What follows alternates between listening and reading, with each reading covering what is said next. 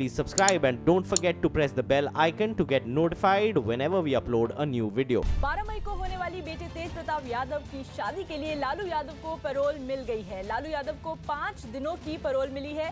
फिलहाल लालू यादव रांची के रिम्स में भर्ती हैं। हमारे सहयोगी चंद्रमोहन फोन लाइन पर जुड़ रहे हैं। चंद्रमोहन, खुशखबरी लालू परिवार के लिए। बिल्कुल, देखिए लालू परिवार के लिए अभी खुशखबरी की घड़ी है, क्योंकि 12 तारीख को एक उनके बड़े बेटे तेज प्रताप यादव की शादी हो रही है, जिसमें लालू यादव को 5 दिन की पेरोल मिली है। और हो सकता है कि लालू यादव आज हम ही फ्लाइट से रांची से पटना आ जाएं अपने घर परिवार के लोगों के बीच में। तो परिवार के लोगों में खुशी है। काफी दिनों से यह कहा जा रहा था कि लालू यादव को हो सकता है कि चारा घोटाले में जिस मामले में वो सजा काट रहे हैं उसमें रेगुलर बिल मिल जाए, लेकिन 11 तारीख को सुनवाई है और 12 तारीख को शादी है। इसलिए अभी परिवार वालों ने पेरोल दायर किया था, जिसमें 5 दिन की लालू यादव को पेरोल मिली है। जी, शुक्रिया चंद्रमोहन। पिछले एक हफ्ते में आतंकियों के खिलाफ जम्मू कश्मीर में सुरक्षा बल को बड़ी कामयाबी मिली है। एक हफ्ते में सुरक्षा बल ने आतंकियों के पास से भारी मात्रा में हथियार और गोला बारूद जब्त किए हैं। इन हथियारों में AK-56 से लेकर AK-47 राइफल और कई आधुनिक पिस्तौल भी बरामद की गई हैं। हमारे सहयोगी रिफत अब्दुल्ला फोन लाइन पर हैं। रिफत, कौन कौन से हथियार जब्त किए गए हैं, किस तरह इस पूरे ऑपरेशन को अंजाम दिया गया? देखिए, कुछ देर पहले तकरीबन लास्ट वीक जो है बारामुल्ला में 3 सिविलियंस की किलिंग हो गई थी। उसके बाद पुलिस और आर्मी ने जो है सर्च ऑपरेशन शुरू किए और आज एक प्रेस कॉन्फ्रेंस में फौज और पुलिस ने बताया कि 4 मिलिटेंट पकड़े गए हैं और 7 OGW यानी ओवरग्राउंड वर्कर्स भी पकड़े गए हैं। तो उनसे काफ़ी सामान जो है बरामद किया गया, जिसमें एक AK-47 राइफल, एक 56 राइफल और मैगजीन्स और कुछ पिस्टल रिकवर किए गए हैं और उनसे अभी भी पूछताछ की जा रही है। आज जो है मीडिया के सामने वो सामान जो है डिस्प्ले किया गया बारामुल्ला में और ये बताया गया कि वो लोग जो हैं उनमें से बेशतर लोग इन्वॉल्व हैं उस किलिंग में, जो 3 सिविलियंस की किलिंग बारामुल्ला टाउन में हुई थी कुछ दिन पहले। जी, बहुत बहुत शुक्रिया रिफत। कांग्रेस अध्यक्ष राहुल गांधी ने आज कर्नाटक चुनाव प्रचार की शुरुआत डोडा गणपति मंदिर में दर्शन के साथ की। इस मौके पर उनके साथ कांग्रेस के दूसरे कई नेता भी मौजूद थे। इस मौके पर राहुल गांधी गणपति मंदिर की विशेष आरती में भी शामिल हुए। बेंगलुरु का डोडा गणपति सबसे पुराने मंदिरों में से एक है।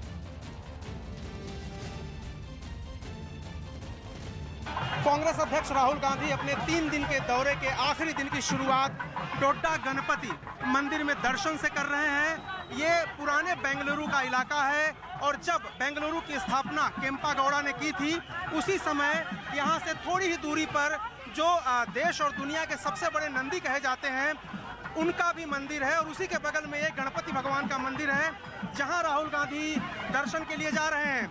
राहुल गांधी कर्नाटक में जब आए थे तो उन्होंने मंदिरों में भी दर्शन किया, दरगाहों में भी गए वो, और इसके अलावा चर्च में भी गए हैं। तो राहुल गांधी एक तरह से सर्वधर्म संभाव को लेकर के कर्नाटक में चल रहे हैं, क्योंकि यहाँ पर 13% मुस्लिम आबादी है, 2% क्रिश्चियन आबादी है। हिंदू आबादी के साथ साथ राहुल गांधी का आज का जो पूरा प्रोग्राम है वो इसके बाद वो एक गारमेंट फैक्ट्री में जाएंगे, महिला कर्मचारियों से मुलाकात करेंगे और उसके बाद एक रोड शो करेंगे। तो एक तरह से जो कर्नाटक चुनाव में उनका प्रचार था अपने पार्टी के पक्ष में, वो आखिरी चरण में अब है और पूरी ताकत राहुल गांधी लगा रहे हैं सिद्धारमैया सरकार को बचाने के लिए। कैमरामैन नीरज तिवारी के साथ अरुण सिंह, न्यूज़ 18 इंडिया, बेंगलोर। गुजरात के बनासकांठा में गौशाला मालिकों ने सरकार के खिलाफ धरना दिया। गौशाला मालिकों ने सरकार पर गायों के चारे के लिए आर्थिक मदद न देने का आरोप लगाया, जिससे कांग्रेस ने मुद्दा बना लिया। और पार्टी के विधायक अल्पेश ठाकुर गौशाला चलाने वालों के धरने में शामिल हुए। अल्पेश ठाकुर ने गुजरात सरकार पर वोट के लिए गाय की राजनीति करने का आरोप लगाया। यही नहीं, पार्टी ने गौशाला मालिकों की मांगे पूरी न होने पर आंदोलन तेज करने की भी चेतावनी दी। अगर फिर भी ये लोग सुधार नहीं करते तो इस आंदोलन को हर तालुका के अंदर ले जाएंगे, हर गांव के अंदर ले जाएंगे। गुजरात के गौशाला मालिकों ने आरोप लगाया कि पिछले 17 साल में गायों के चारे के लिए उन्हें सरकार से कोई आर्थिक सहायता नहीं मिली और इस बार चारा महंगा होने से गाय पालना मुश्किल हो गया। लिहाजा मदद नहीं मिलने पर वो गौशाला बंद करने को मजबूर हो जाएंगे। हालांकि गुजरात की विजय रूपाणी सरकार ने दावा किया कि गायों को लेकर जब भी जरूरत पड़ी सरकार ने हमेशा गौशाला मालिकों की मदद की और उन्हें आर्थिक सहायता भी मुहैया कराई। गुजरात सरकार का दावा है कि वो 2 रुपए प्रति किलो की दर से चारे की कीमत देने को तैयार है। नियम के अनुसार जो राज्य सरकार को देना है वो हमने अभी तक पूरे गुजरात में दिया ही है। हालांकि गौशाला मालिकों ने सरकारी मदद को काफी कम बताया। गुजरात के बनासकांठा में 97 गौशालाएं हैं, जहां तकरीबन 60,000 गायों को रखा जाता है। कांग्रेस पर धर्म के नाम पर वोट मांगने के आरोपों पर सुप्रीम कोर्ट सुनवाई करेगा।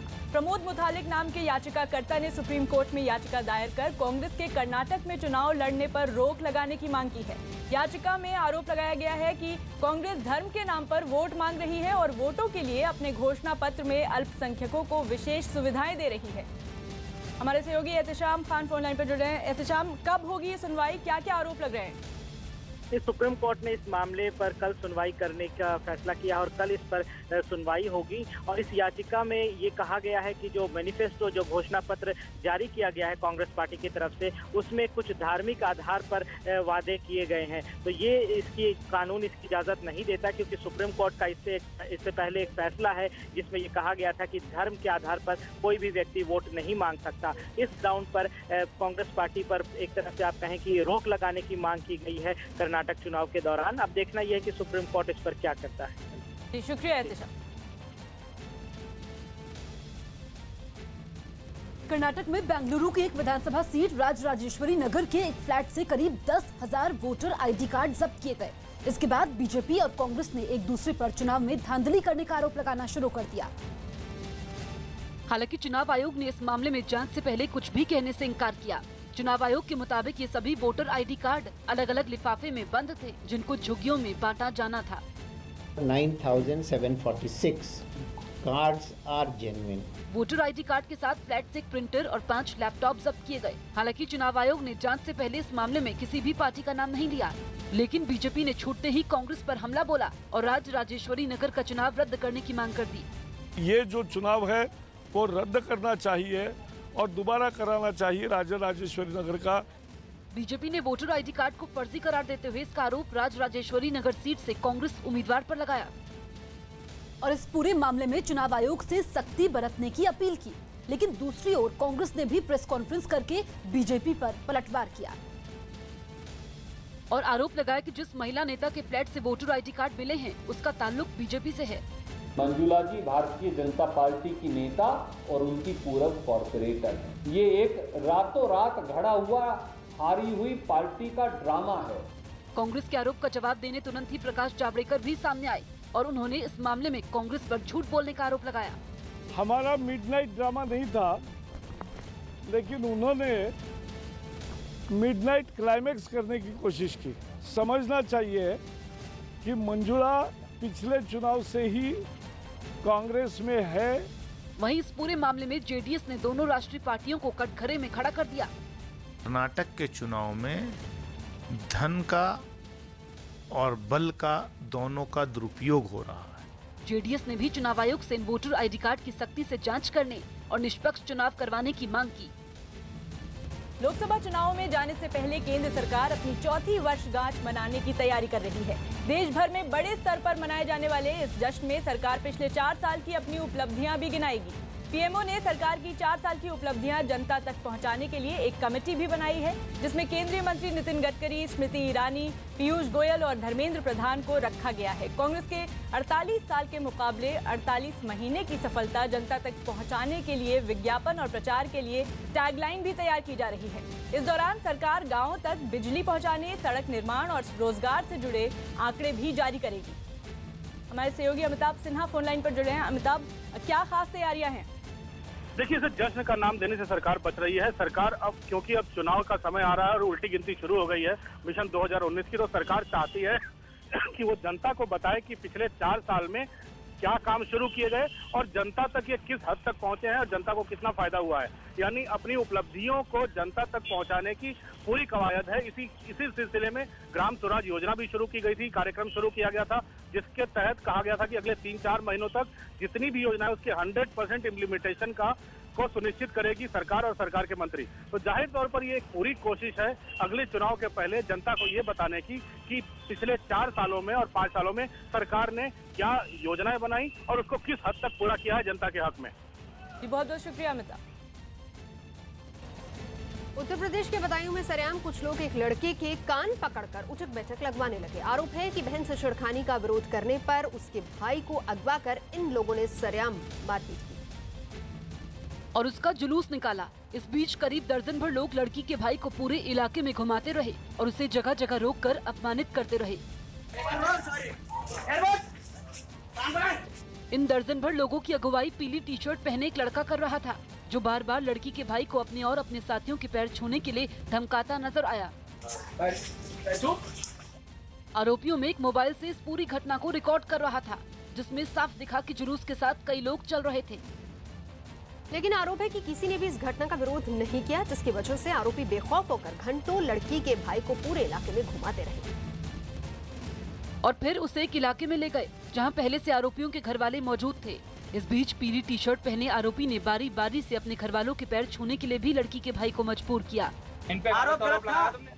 आपके नशे में तुमने मारा इन्हें। इसी बीच पीली टी शर्ट पहने आरोपी अपने ऊपर लगे छेड़खानी के आरोपों पर सफाई देने लगा। उन्होंने हमें वो संस्कार नहीं दिए हैं कि हम किसी प्रोग्राम में जाएं और वहाँ की माँ बहनों को छेड़ें।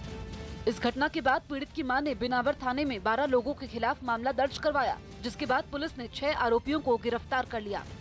पूरे कस्बे में उन्हें घुमाया, उसकी बेइज्जती की। तो इसमें मारपीट में शामिल तो 6 लोगों को पुलिस ने गिरफ्तार कर लिया है। बताया जा रहा है कि ये पूरा विवाद एक शादी के समय छेड़छाड़ की घटना को लेकर शुरू हुआ।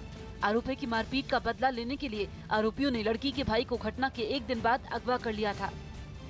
मध्य प्रदेश के उज्जैन में एक किसान के घर वाले बैंक की पासबुक दिखाने लगे।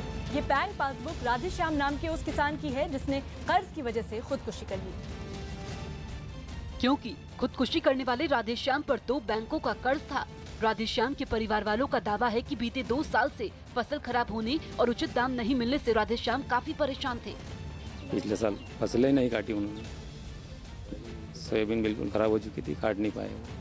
राधेश्याम के परिवार वालों ने कर्ज माफी को लेकर डीएम, सीएम और पीएम से भी गुहार लगाई, लेकिन आरोप है कि सुनवाई नहीं हुई। लिहाजा कर्ज के तले दबे राधेश्याम ने फांसी लगाकर खुदकुशी कर ली। अभी तक 2-3 बार आवेदन दिया, अभी तक कोई ने सुने नहीं। पीएम तक मैंने आवेदन दिया। उज्जैन जिले में कर्ज की वजह से बीते कुछ महीनों में 1 दर्जन से ज्यादा किसानों ने खुदकुशी कर ली। पंजाब के अमृतसर में एक मकान में आग लगने से एक लड़की की जान चली गई। पंजाब के अमृतसर में एक मकान में आग लगने के बाद उसमें मौजूद एक लड़की जान बचाने के लिए छत से कूद गई, जिससे उसकी मौके पर ही मौत हो गई। जयपुर में पुलिस ने आईपीएल मैच पर सट्टा लगाने के आरोप में 2 जगहों पर छापेमारी कर 5 सट्टेबाजों को गिरफ्तार करने का दावा किया। पश्चिम बंगाल के सिलीगुड़ी में वन विभाग के कर्मचारियों ने एक तेंदुए को पकड़ लिया, जिसको कुछ दिन पहले एक शॉपिंग मॉल के आसपास घूमते देखा गया था। बिहार के बक्सर में कुछ बदमाशों ने 2 लड़कों को गोली मार दी, जिनमें एक की मौत हो गई जबकि दूसरे को अस्पताल में भर्ती करवाया गया। झारखंड के सरायकेला में बारातियों को ले जा रही एक गाड़ी को डंपर ने टक्कर मार दी, जिसकी वजह से करीब 1 दर्जन लोग घायल हो गए, जिनमें 4 की हालत गंभीर बताई गई।